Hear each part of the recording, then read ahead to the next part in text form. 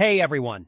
Today I'm going to show you how to bypass factory reset protection on any Android phone. The best part?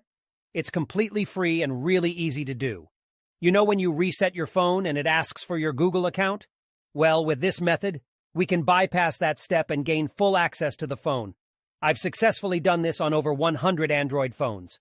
I'll guide you step by step through the process, so don't worry if you're not a tech expert. Just follow along and soon you'll be able to unlock any Android phone without any hassle. Okay, so the next step is to use this website to remove the factory reset protection lock from your Android phone.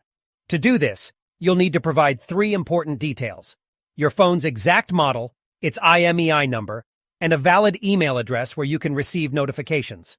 Now you might be wondering how to find your phone's IMEI number. Well, there are several ways to do this.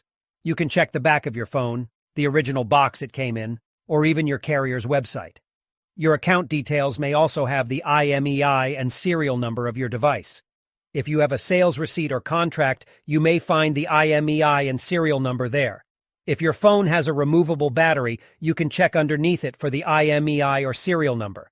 However, if your phone doesn't have a removable battery, don't try to remove it or you may damage your device.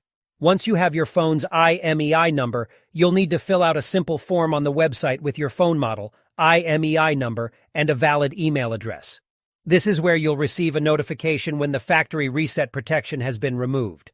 After you submit the form, your request will be processed, and you'll receive an email notification when the factory reset protection removal process is complete. I'll show you an example of what the email should look like by logging into my personal email account. Here's the email I received, saying that the factory reset protection was removed. Let's open it up together. The message confirms that the factory reset protection has been removed, so all you need to do now is restart your phone.